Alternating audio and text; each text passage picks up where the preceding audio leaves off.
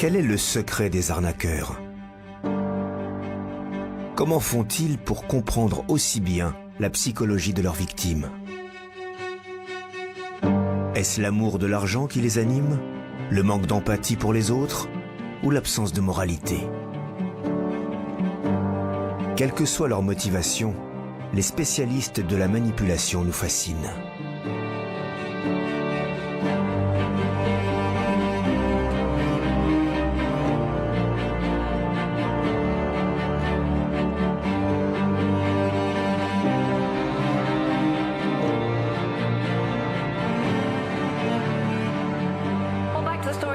Shaking the hedge fund industry, and this time it's in Germany. Hedge fund manager Helmut Kiener, founder of K1 Group, caused one of the biggest financial scandals in German history. He embezzled $400 million by running a classic Ponzi scheme. Barclays Bank may have lost nearly $220 million, and about 5,000 private investors lost about $141 million. He would fly to work in a private jet, and he owned a $23 million beachfront home in Florida. Kiener is described as an inconspicuous man who maintained any premeditated wrongdoing. He was charged with fraud, forgery of documents, and tax evasion. Kiener was sentenced to 10 years and 8 months in prison.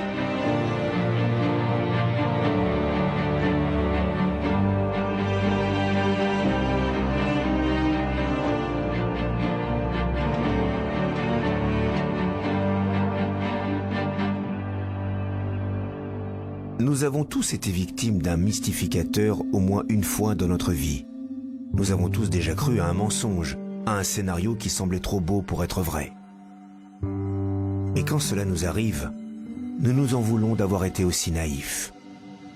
Afin de comprendre comment éviter leurs pièges, nous avons invité des experts qui savent lire les techniques utilisées par ces maîtres de l'illusion. Cette équipe va analyser leur parcours, examiner leur activité cérébrale et décrypter leur langage corporel pour nous aider à les démasquer. Bienvenue à l'Institut. Bonjour, Monsieur Kiener. Bonjour. Vous avez fait bon voyage? Oui, très bien, merci. Tant mieux. Ils vous attendent. D'accord. On y va? Je vous suis. Allez. Bonjour, Monsieur Kiener. Entrez, bienvenue. Enchanté. Pareillement. Je peux vous appeler Helmut? Oui, bien sûr. Merci. Moi, c'est Kerry Daines. Je suis consultante psychologue médico-légale. Voici Marc Franck, professeur en sciences du comportement. Ce qui nous intéresse, c'est ce qui se passe dans votre tête et comment ça se manifeste à travers votre langage corporel. On cherche à comprendre comment raisonnent les manipulateurs, mais cela peut aussi nous éclairer sur les comportements humains en général. Et je vous présente Moran Cerf, professeur de neurosciences. À de nombreux points de vue, vous êtes le sujet idéal. Ok. Je suis un neuroscientifique, mais je suis aussi professeur de gestion commerciale. Je donne notamment des cours de recherche en marketing et de finance, des notions que vous connaissez bien. Je vais me plonger dans les calculs pour comprendre votre raisonnement et comment vous avez procédé et trafiqué les chiffres. J'ai hâte, ça va être passionnant. Merci pour votre enthousiasme. Vous êtes à l'origine de la plus grande escroquerie à l'investissement spéculatif de l'histoire de l'Allemagne. Il paraît, oui. C'est ce qui se dit. Vous avez été condamné pour avoir mis en place une pyramide de Ponzi, pour une valeur de 370 millions de dollars. Mais en réalité, à son point culminant, le fonds pesait, si je ne me trompe, 2 milliards 700 millions de dollars. Oui. À elle seule, la banque Barclays y a investi 1 milliard 100 millions de dollars. Tout à fait. Et puis, vous avez réussi à convaincre 10 000 petits investisseurs. Pas moi, mes intermédiaires. Votre équipe, vos intermédiaires, C'est ça. qui ont tout perdu. Ça a eu des répercussions terribles sur la vie d'une multitude de gens. Oui, c'est vrai. Je tiens à préciser que nous ne sommes pas vos thérapeutes et que nous ne sommes certainement pas là pour poser un diagnostic ou pour vous proposer une thérapie. Notre objectif est simplement d'essayer de mieux vous comprendre. Nous allons vous laisser prendre vos marques dans l'Institut. Profitez-en. Vous pouvez déjeuner, mettez-vous à l'aise. D'accord, merci. Merci à vous.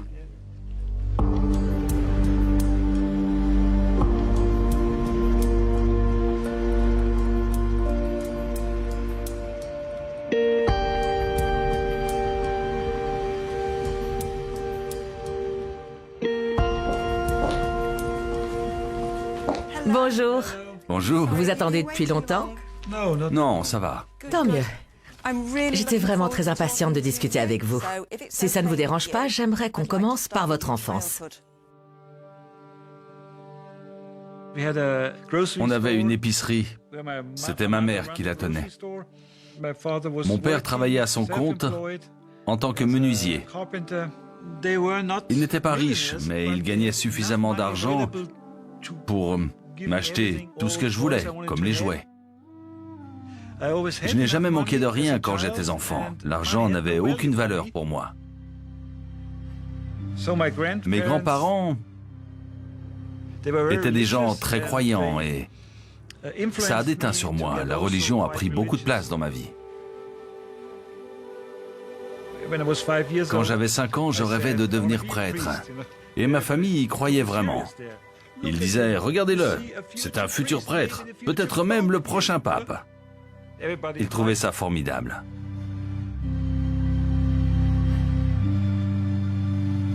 Qu'est-ce qui vous a finalement poussé à changer d'avis pour choisir de faire carrière dans les affaires? Après avoir terminé mes études universitaires, très vite j'ai acheté une maison. J'avais donc un gros prêt à rembourser. Et puis un jour, j'étais en train de lire les journaux et j'ai vu qu'il existait des investissements où il suffit d'investir, disons 10 000, et tous les 2 ou 3 mois, vous récupérez 10 000. Problème réglé. Ça paraît simple à vous entendre. C'est tombé au bon moment. J'ai simplement eu de la chance sur ce coup-là. Je me suis dit, ça a l'air prometteur, je peux me faire beaucoup d'argent dans ce secteur. Au début, c'était très fluctuant, mais tout compte fait, après seulement quelques mois, j'avais déjà approximativement doublé ma mise de départ. Et vous en vouliez toujours plus? Vous étiez toujours en quête du prochain gros investissement? Quel était votre état d'esprit? J'étais très offensif. À l'époque, je me disais que plus j'aurais d'argent, plus je pourrais en gagner. C'est là que j'ai commencé à mettre des annonces publicitaires dans les journaux. J'ai dû en publier une vingtaine pour recruter des intermédiaires. Et grâce à l'arrivée de ces personnes, tout le système a commencé à prospérer. Ma devise, c'était toujours plus haut, plus vite, plus loin. Je voulais plus d'argent, plus de tout.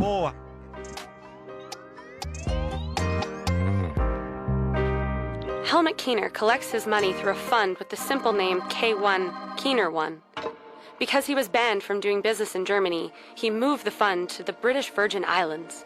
Keener promised more than 10% returns and thus wins more than 5,000 investors and also large international banks as customers.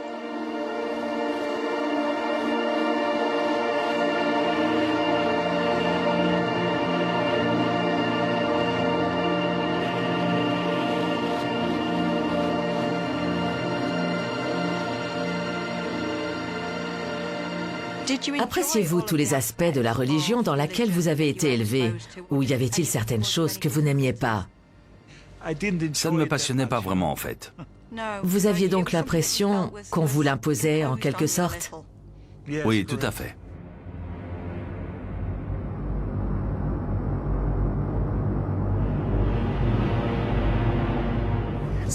Comment avez-vous fait pour concilier vos convictions religieuses et les délits que vous avez commis? Oui, c'était une énorme erreur, je le reconnais. Tout le monde fait des erreurs et des bêtises. Je ne peux rien y changer. Si c'était à refaire, j'agirais différemment. Mais on ne peut pas revenir en arrière. Alors pourquoi me préoccuper de choses que je ne peux plus changer? C'est important pour vous de gagner? C'était très important pour moi à l'époque. Je voulais gagner. Je voulais être le meilleur. Je voulais amasser plus d'argent que les autres. C'est vrai que votre jet privé était plus rapide que celui de Donald Trump. Mais oui, et il avait aussi beaucoup plus d'autonomie. J'ai même pu me rendre en Allemagne, par exemple. Avec le sien, c'était impossible. Il n'aurait pas pu aller plus loin que Los Angeles. J'ai toujours dit, quand on a son jet privé, c'est qu'on a réussi dans la vie. Sinon, à un certain âge, on est à rater.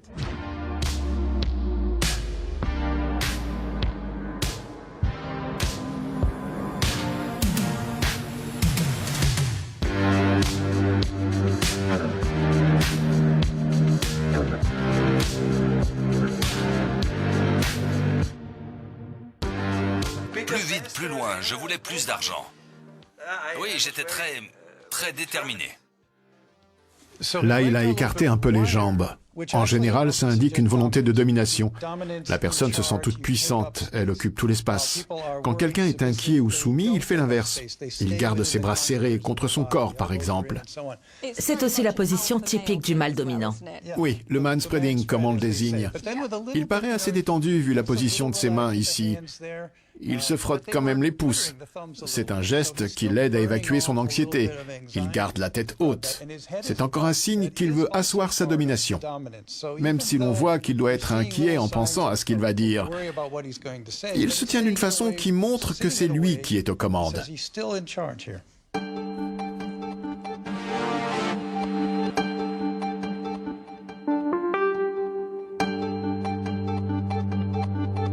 Vous allez voir un ballon.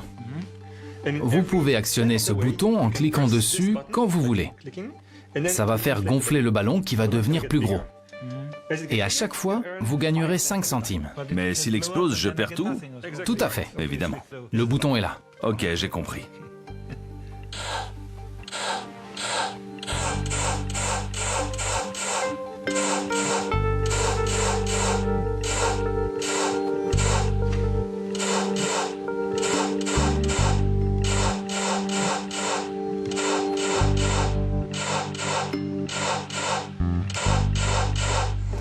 En général, les gens veulent bien prendre un risque. Mais si ça se passe mal, ils arrêtent tout de suite. C'est un comportement prévisible.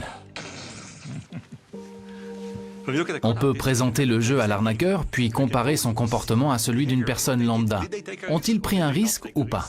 Si oui, en analysant l'activité cérébrale, on observera une voie neuronale censée être active, mais plus ou moins active. Leur cerveau a-t-il réagi selon un schéma particulier qui me prouve que ces deux individus ont une notion du risque différente?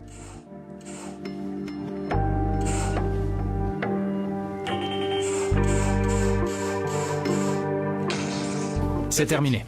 Ok. Je n'avais encore jamais vu quelqu'un gagner autant. Je ne sais pas si c'est parce que vous avez eu de la chance, pris plus de risques, ou que vous avez compris comment ça marchait et que vous avez trouvé la bonne tactique.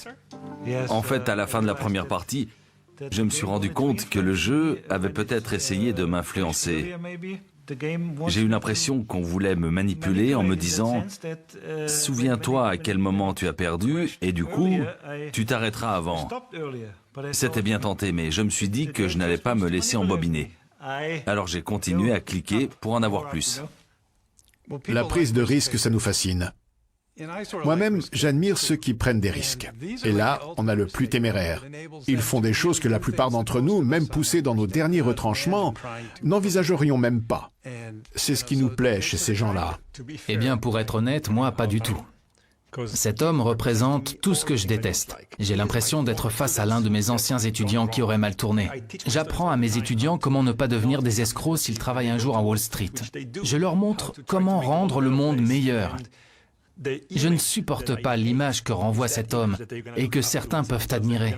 On leur fait miroiter une vie de luxe, un jet privé. Bien sûr que c'est tentant. Ils se disent qu'il a décroché le jackpot, comme c'est arrivé à d'autres. Mais il a mal agi. Il faut aussi savoir prendre du recul. Moi, je ne laisse pas l'antipathie prendre le dessus. Si quelqu'un commence à vouloir jouer sur mes émotions, je temporise. Il est catalogué. On sait quel genre d'individu il est, on connaît son passé. C'est le loup de Wall Street, un archétype qu'on a du mal à trouver sympathique.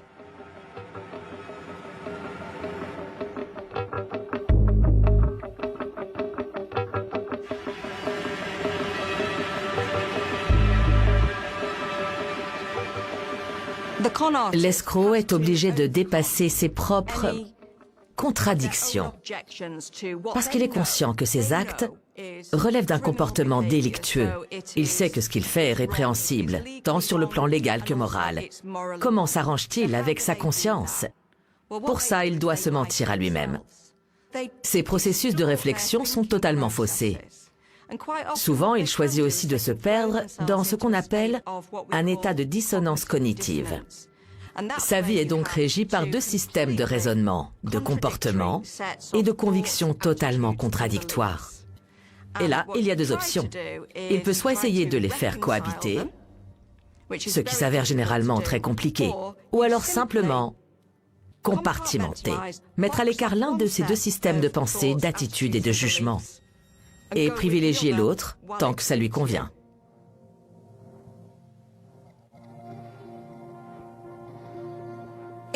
Nous avons connu une crise financière mondiale en 2008. Quelles ont été les répercussions pour vous? Ce n'était pas sur une courte période. J'étais convaincu que nos placements des actifs toxiques allaient remonter. Ça avait toujours été le cas au cours de la décennie précédente. Et les actifs toxiques constituaient la majeure partie de nos fonds. Leur valeur se dépréciait semaine après semaine après semaine. C'était une véritable contagion, ça se répandait comme un virus. Les fonds spéculatifs s'écroulaient les uns après les autres. C'était inédit dans ce secteur économique.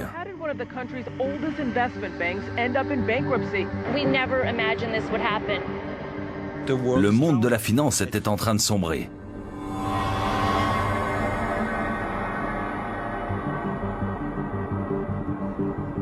À un moment donné, vous avez donc dû faire un choix.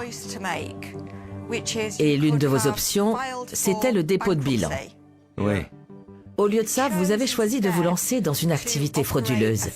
Comment vous êtes-vous résolu à prendre une telle décision? Comment en êtes-vous arrivé là?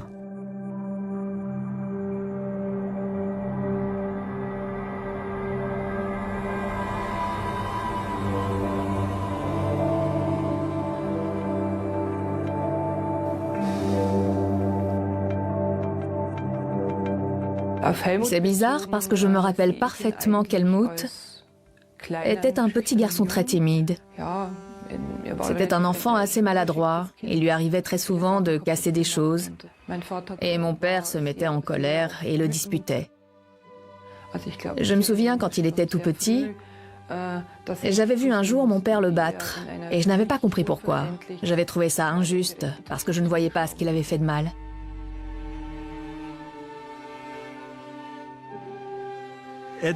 À cette époque-là, en Allemagne, dans toutes les familles, il y avait de la violence. Par exemple, on pouvait voir les parents battre leurs enfants. Ce n'était pas rare. Et souvent, c'était pour des choses insignifiantes, pas graves du tout. Mon père travaillait très dur et il était parfois tellement stressé qu'il en devenait violent. Un jour, je m'apprêtais à entrer dans ma chambre et mon père était derrière la porte. J'étais sorti sans rien dire et en revenant, il attendait derrière la porte. Quand je suis entré dans la pièce, il a bondi. Il m'a sauté dessus et s'est mis à me frapper. Je ne m'y attendais vraiment pas. Ça m'a vraiment choqué qu'il s'en prenne à moi de cette façon. On aurait dit un prédateur qui m'avait tendu un piège et c'était mon père. J'étais un enfant, c'était lui l'adulte. Je l'ai très mal vécu. Et il me répétait toujours « Ne pleure pas, sinon je te battrai encore plus ».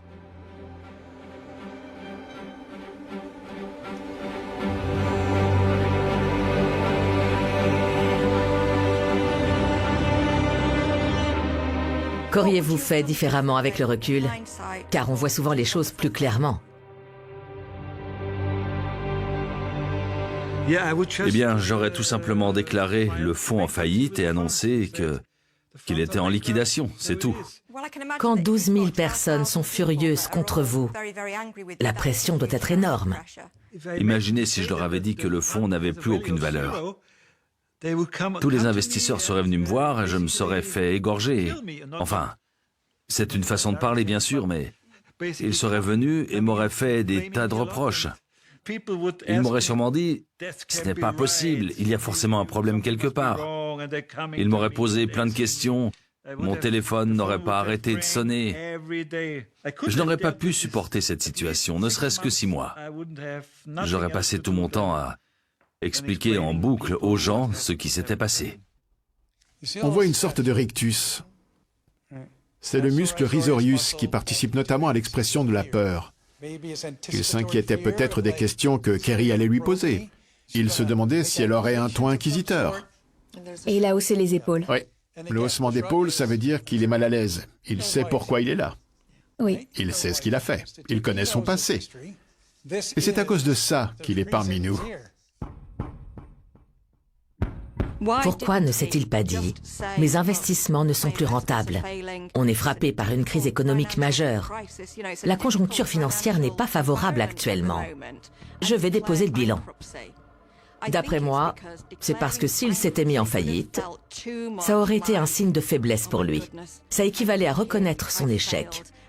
Il serait redevenu ce petit garçon qui se faisait punir parce qu'il avait montré qu'il n'était pas à la hauteur. Enfant, on le battait, et s'il pleurait, le châtiment était encore plus sévère. Certains croient qu'il existe une vérité immuable dans les tréfonds de notre cerveau, mais c'est totalement faux. Notre histoire personnelle change en permanence dans notre esprit. On se ment constamment à nous-mêmes, à différents niveaux. Admettons que cette vérité n'existe pas.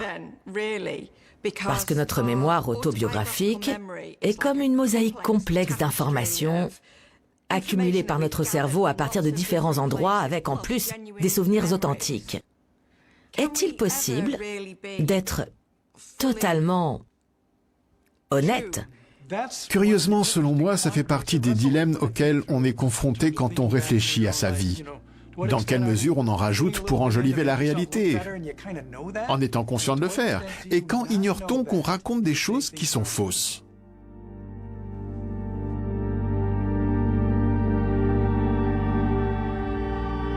Que voulait vous apprendre votre père, selon vous? Il voulait que je devienne un homme fort, qui ne pleurerait pas pour rien, comme un enfant. Pleurer est un signe de faiblesse. Sois fort, endurcis-toi, que rien ne puisse t'atteindre.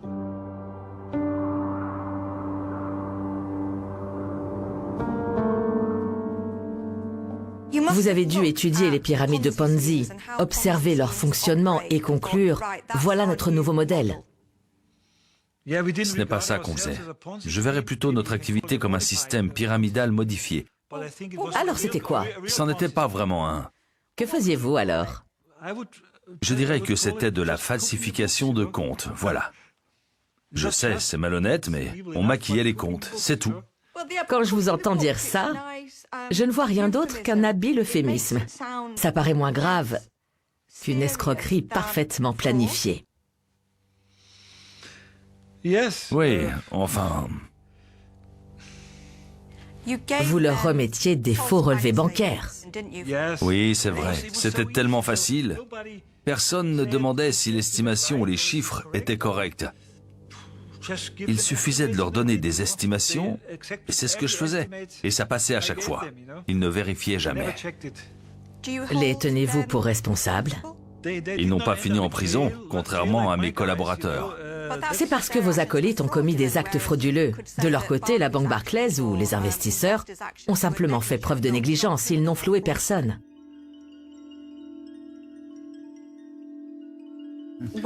Qui parmi vous a été frappé par son optimisme et le fait qu'il se sente résolument invulnérable? J'ai noté biais d'optimisme. Si on prend ce qu'il nous a dit au pied de la lettre, il aurait découvert cette combine à plusieurs millions de dollars par le plus grand des hasards. Je n'y crois pas une seconde. Je ne peux pas y croire. Sous cette apparence sympathique et débonnaire, se cache un homme d'affaires redoutable, toujours en compétition avec les autres et désireux de dépasser ses objectifs. Et je pense aussi qu'il prenait un malin plaisir à trafiquer les comptes. C'est comme ça qu'il désigne sa fraude.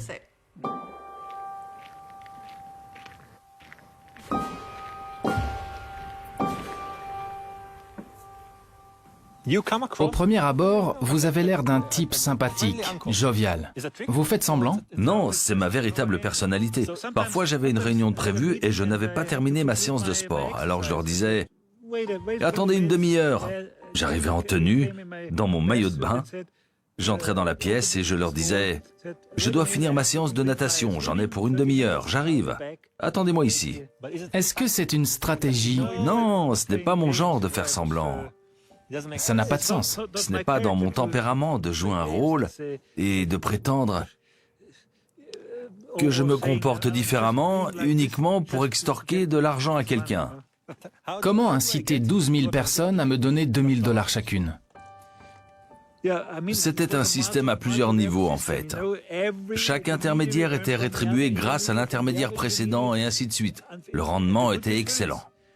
Vous êtes vraiment unique. Vous avez un don qu'on cherche à comprendre. J'ai aussi eu de la chance en réalité. Dans d'autres circonstances, n'importe qui... Mauvaise réponse. Aurait pu fermer le fond. Vous disiez quoi? Je n'y crois pas. S'en remettre au système et à la chance, c'est trop simple. Vous y êtes pour quelque chose.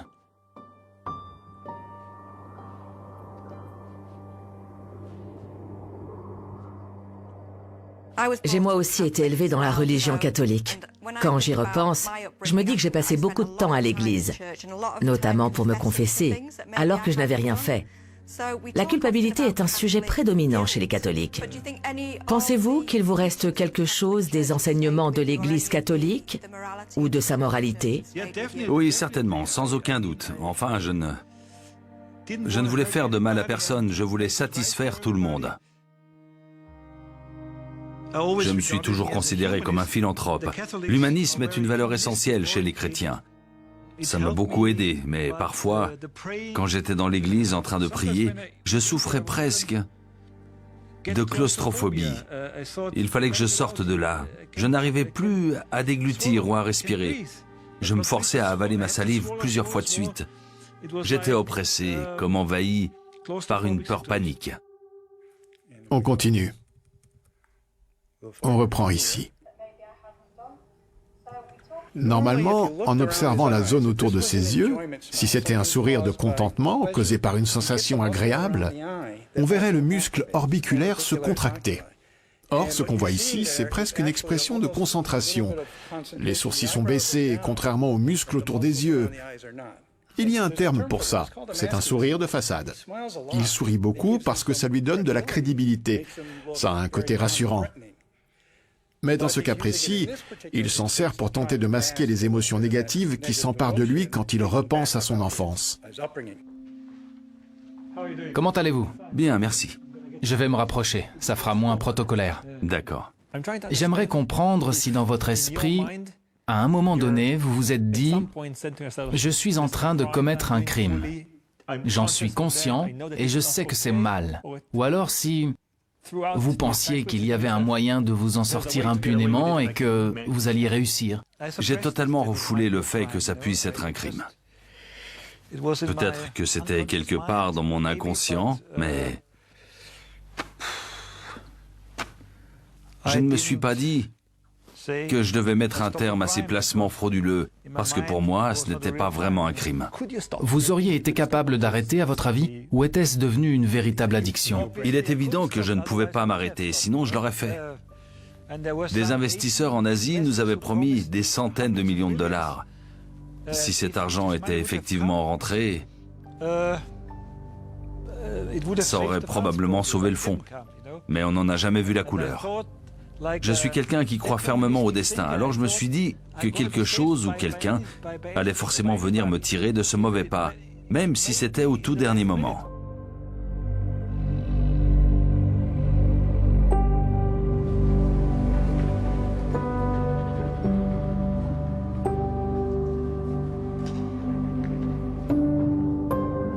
Je trouve qu'il se voile particulièrement la face quand il dit qu'il aurait fini par redresser la situation, qu'il aurait rendu leur liquidité à toutes ces personnes, si seulement on lui en avait donné le temps et s'il avait récupéré ce dernier investissement.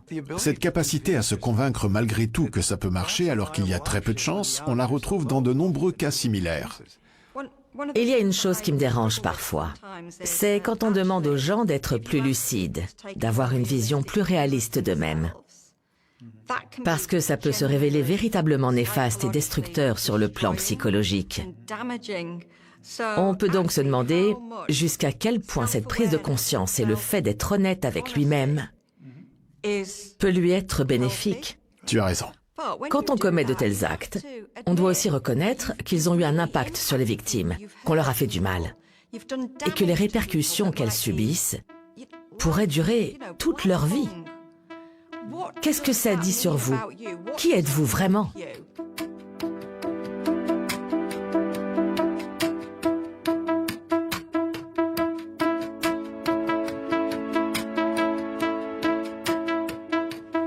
Selon vous, qui sont les victimes de votre fraude? Eh bien, je me force à ne pas penser à elle, sinon ça me rend triste, vous comprenez? Je ne peux rien y changer, alors pourquoi ressasser tout ça?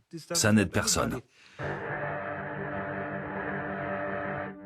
J'ai beaucoup réfléchi à tout ça quand j'étais en prison. J'ai eu tout le temps de cogiter sur ce que j'avais fait.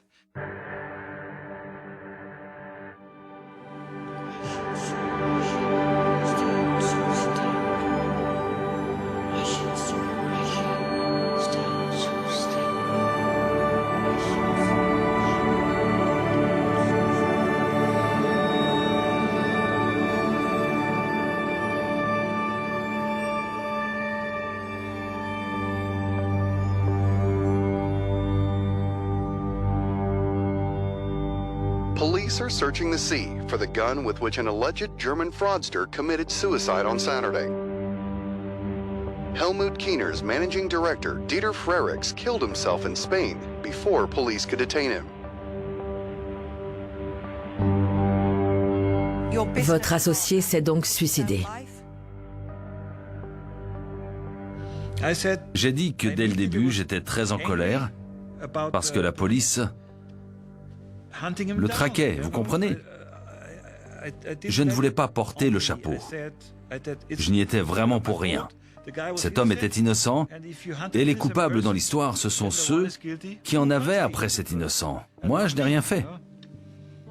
Pourquoi devrais-je être tenu pour responsable du fait qu'un innocent a été harcelé et poussé au suicide? Franchement, je n'avais aucune raison d'éprouver le moindre remords. Vous avez donc perdu un ami? C'était mon associé. Tout va bien alors? Oui, tout à fait. Quand on a parlé à Kiener de l'homme qui était aussi impliqué dans l'escroquerie et qui, malheureusement, a choisi de mettre fin à ses jours, il a tout de suite éludé le sujet. Il a commencé à dire que c'était à cause de la police qui en avait après lui, en clamant que c'était totalement injustifié, que la police cherchait juste à leur gâcher la vie. Il va quand même très loin dans sa façon de réécrire les événements. Des gens ont perdu leur maison. Certains ont fini par divorcer, d'autres ont fait une dépression. Mais il ne tient pas compte de tous ces drames, parce que pour lui, ce ne sont que des chiffres.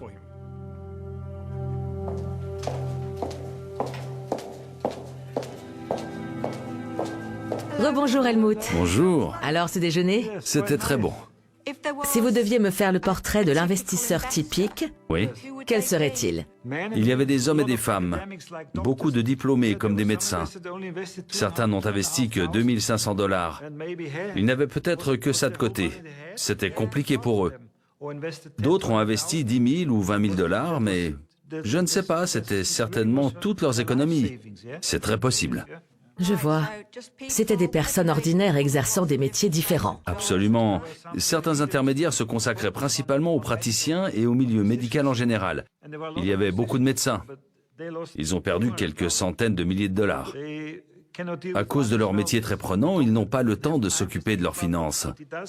Ces gens ont subi d'énormes pertes. Certains m'ont écrit des lettres très amicales qui disaient « L'argent ne peut pas avoir disparu, ça finira par s'arranger ». Ils étaient très optimistes. J'imagine que... Honnêtement, je n'ai pas eu le courage de leur dire qu'ils ne reverraient jamais leur argent.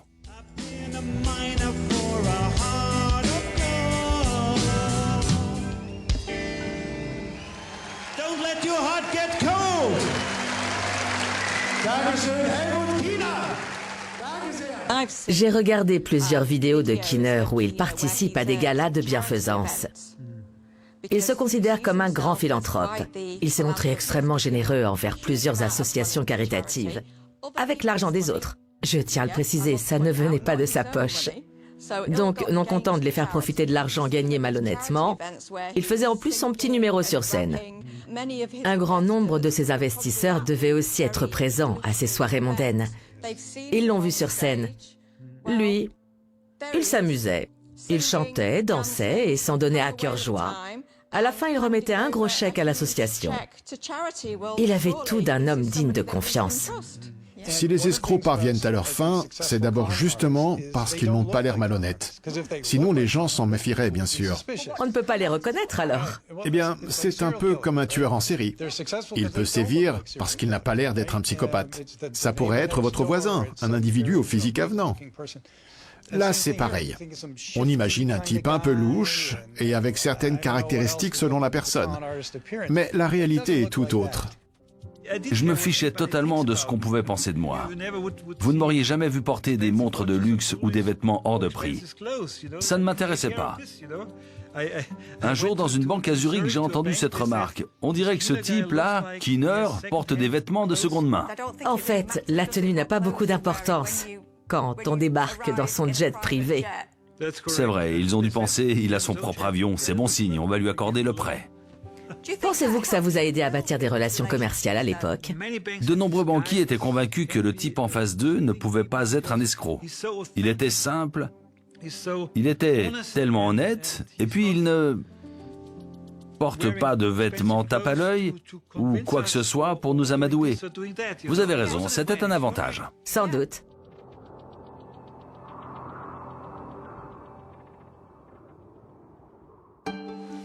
Pour l'étape suivante, on va jouer à un jeu. Pour résumer, vous allez recevoir de l'argent pour votre participation. Ça, ce n'est que le début. Vous ferez équipe avec d'autres personnes sur Internet. Votre choix va déterminer les montants que vous et vos partenaires allez remporter. Vous êtes le joueur B, et ça vous donne toujours deux options, la numéro 1 ou la numéro 2. Si vous optez pour l'option numéro 1, vous touchez 4 cents, et eux aussi. Avec la numéro 2, vous touchez 375 et eux 750. D'accord, je prends la une. Super. Ok. Donc 4 cents pour vous et 4 cents pour eux. Vous êtes toujours le joueur B. Et voici deux autres options. Numéro 1, vous touchez 2 cents et eux 8 cents. Numéro 2, vous touchez 0 et eux aussi.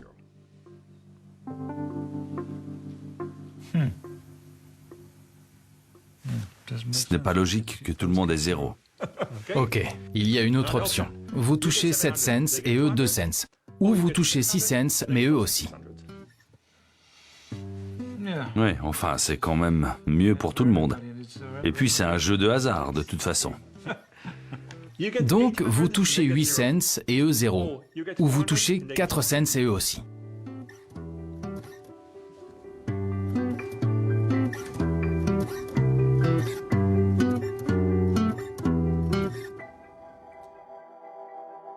On a une sorte de signature, c'est la bonne nouvelle. Elle est minuscule et on peut la voir après avoir fait la moyenne de tous les tests. La mauvaise nouvelle, c'est que ce n'est pas significatif. On ne peut pas être catégorique sur le fait que vous soyez un escroc ou pas. Une multitude de gens pourraient obtenir ce résultat. Si on mélangeait les données d'Helmut à celles d'un groupe d'étudiants, Ils se fondraient dans la masse.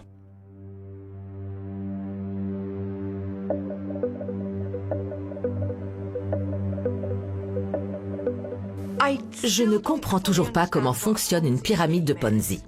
Je vais vous expliquer en quoi ça consiste. Au sommet de la pyramide, il y a quelqu'un qui recueille des fonds. Et celui qui récupère l'argent achète des villas somptueuses et des voitures de luxe. Des hélicoptères, des avions. Exactement, vous avez tout compris. À ce stade, une partie des fonds a déjà été transférée sur des comptes intraçables, mais une partie seulement, parce qu'il faut en garder en réserve pour rembourser les investisseurs. En réalité, dans un système pyramidal, rien n'est investi. C'est un mensonge. Exactement, l'argent n'est pas investi dans ce type de montage financier, mais dans notre cas, il s'agissait d'un système modifié, c'est ça la différence. En quoi était-il différent des autres? Quel pourcentage des fonds collectés était réellement investi? En fait, quasiment la totalité de l'argent était investie, mais il n'avait plus aucune valeur. Et c'était ça, le principe de l'escroquerie. La pyramide de Ponzi est le crime parfait à de nombreux points de vue. Elle permet à l'arnaqueur de s'en prendre à des individus qui, si l'on peut dire, ne sont pas en première ligne. Il réunit toutes les conditions, en impliquant un si grand nombre de participants et d'opérations qu'à la fin, on en oublie les victimes. On ne voit que les pertes financières. oui, cette capacité à se dissocier en quelque sorte des personnes qu'on a piégées. C'est ce que je trouve fascinant dans la pyramide de Ponzi. Cette distance qu'on met entre nous et l'individu ciblé, on ne va pas aller trouver quelqu'un et l'agresser physiquement. Ça rappelle plutôt ce qu'évoquent les pilotes de bombardiers quand ils entrent en action à 6000 mètres d'altitude. Ou cette tirade légendaire de Staline. Un soldat qui meurt, c'est une tragédie. 1 million, c'est une statistique.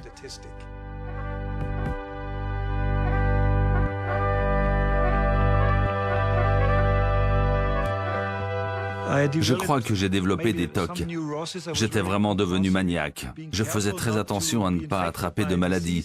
Je me lavais les mains 50 fois par jour. Et je prenais toujours soin d'éteindre la lumière en sortant d'une pièce. J'avais peur que la maison explose.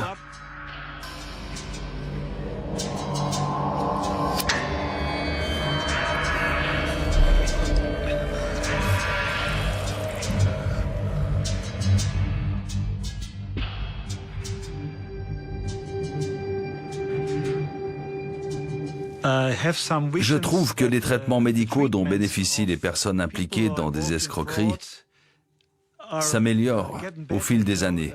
Si l'on étudie leur activité cérébrale comme ce que vous faites ici, peut-être qu'à l'avenir, on pourra leur proposer autre chose qu'un internement psychiatrique. Autrement dit, un traitement adapté, éventuellement même à travers la chirurgie ou la psychothérapie. Je pense que cette étude va s'avérer très utile à ce niveau. Pour vous, il pourrait s'agir d'une maladie neurologique.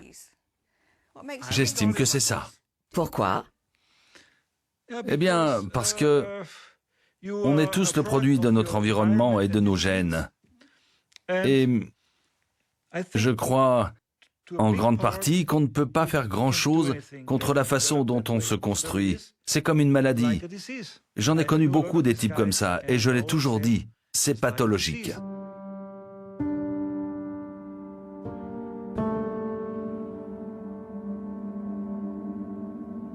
Vous l'avez décrit comme un individu qui n'exprime pas beaucoup ses émotions. Effectivement, il ressort de mon analyse qu'il est très cartésien. Pour chaque choix à faire, chaque décision à prendre, il a toujours opté pour la bonne réponse. C'était réfléchi. Il pouvait expliquer ce qu'il avait fait. Pour moi, ça vient totalement contredire le fait que quand on discute avec lui, en dehors des tests, il parle de religion. Et c'est l'antithèse de la personnalité cartésienne. Donc il croit à des choses qu'il ne peut expliquer et qui n'ont aucune logique. Il vit dans deux univers distincts. Le premier, c'est son esprit, que l'on peut cerner en étudiant son cerveau à travers des expériences. Et le second, c'est celui où vit l'individu qu'on rencontre en dehors des tests, qui nous raconte une vie totalement différente, où l'argent a beaucoup moins d'importance. Deux personnalités cohabitent dans un même individu. Et pourtant, il était banquier d'affaires. Il travaille toujours dans la finance. On peut difficilement faire plus capitaliste. Fier de posséder un jet privé, une voiture de luxe. Extrêmement fier de son avion plus rapide que celui de Trump.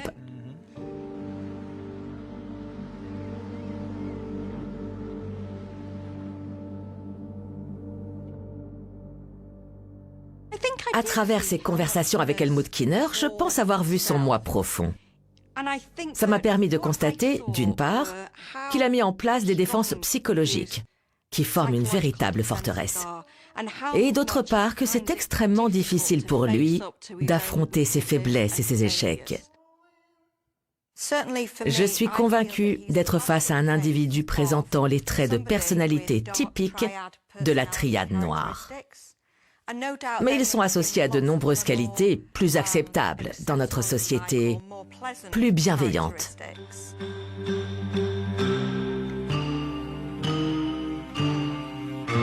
Je voulais vous parler d'un type de personnalité typique associé à la triade noire. Connaissez-vous cette expression? Non. C'est un terme de psychologie. Je vous explique. C'est une théorie pour décrire un individu qui présente 3 traits de caractère spécifiques et particulièrement agressifs, mais pas sur le plan physique.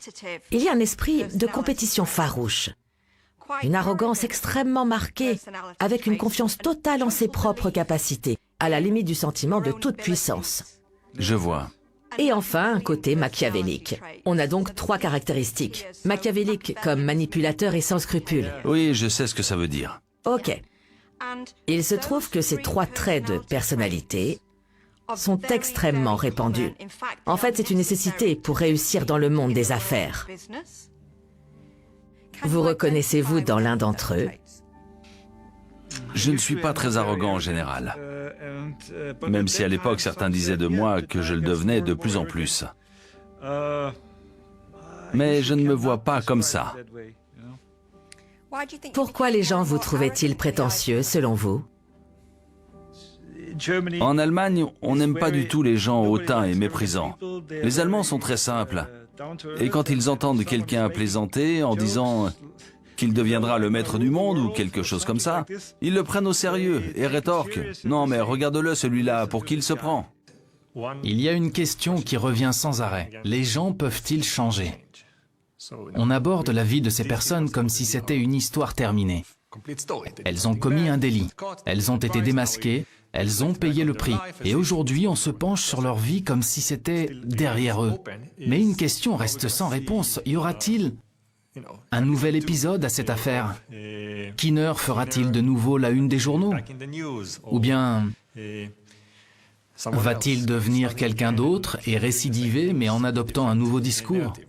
Malheureusement, si je suis d'un naturel plutôt optimiste en général, là je suis assez pessimiste. Pour moi, les gens ne changent pas comme ça. Je dis toujours que je ne suis plus mêlé à ce genre d'activité, donc ça n'arrivera plus. J'ai pris des mauvaises décisions qui ont été approuvées par d'autres. Et puis, je l'ai déjà dit, je me comportais de cette façon parce que ça faisait partie de ma personnalité. Ne sois pas un lâche, va jusqu'au bout. Continue à te battre, ne lâche rien et tout ira bien, bats-toi. À force, j'étais poussé par une véritable rage de vaincre, mais c'était un handicap à l'époque. Et pendant votre incarcération, vous avez eu tout le temps de réfléchir. Ça a changé quelque chose? Non, pas vraiment. Je me suis dit que je n'étais pas le genre de personne à qui l'on pouvait faire peur simplement en l'envoyant en prison. Je ne suis pas une souris de laboratoire qui sert de cobaye, qui va soit recevoir une récompense, soit une sanction selon la décision qu'elle aura prise. Il croit peut-être que ça va changer le comportement d'un individu de se retrouver en prison. En ce qui me concerne, je savais que ce n'était pas la peine de m'infliger ça. Ce n'était pas la mesure appropriée. Et ça ne me ferait pas changer.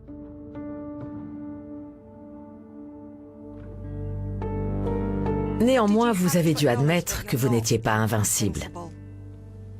Oui, à partir du moment où le fonds a été placé en liquidation, peu importe si j'allais en prison ou pas, j'ai su que je n'étais pas invincible. Où en êtes-vous actuellement? Que faites-vous dans la vie? Eh bien, je travaille pour une entreprise de e-commerce. Je suis salarié, voilà. Je trouve cet homme particulièrement imbu de lui-même. Il est parfois très arrogant, mais je pense que ce narcissisme est un processus compensatoire qu'il a probablement mis en place pour apprivoiser ses angoisses. J'ai l'impression que dans son enfance, bien qu'il se montrait très gentil avec son père, il a quand même été terrorisé par ce dernier. Ça l'a beaucoup affecté, notamment sur le plan émotionnel. On est donc face à une personnalité assez paradoxale. Un narcissiste angoissé. Voilà ce qu'il est. Être le meilleur, c'est une véritable obsession chez lui. Le problème est peut-être là. Et il semble avoir vraiment besoin de réaffirmer sans cesse que ce qu'il a fait n'était pas vraiment criminel, que ce n'était pas une véritable pyramide de Ponzi, ça y ressemblait simplement. Et il a tout fait pour nous en convaincre. Oui. Sinon, comment faire pour avancer dans la vie en prétendant être un humaniste, tout en ayant un comportement calculateur et égoïste, dans le seul but de s'enrichir?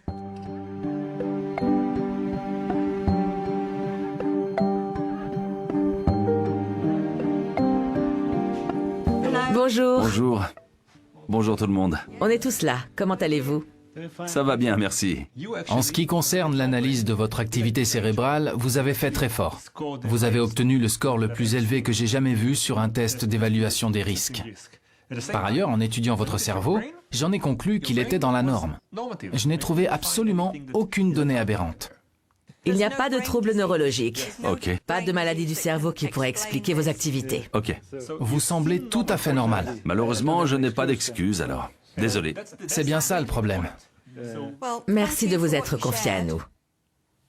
Une dernière chose, ce qui va être un véritable défi pour vous, c'est d'essayer d'apprendre à mieux vous connaître et d'assumer la responsabilité de vos choix. Maintenant que vous en avez les preuves, vous ne pouvez pas dire que vous souffrez d'une maladie. Quel dommage. Mince, c'est trop bête. Je dois tout remettre en cause. Effectivement. Utilisez votre cerveau pour le faire. D'accord.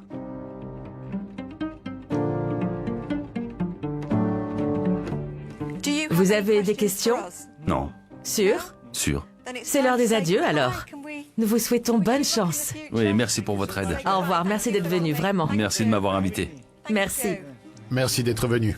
Mille merci, c'était un plaisir. Pour nous aussi. Ouais.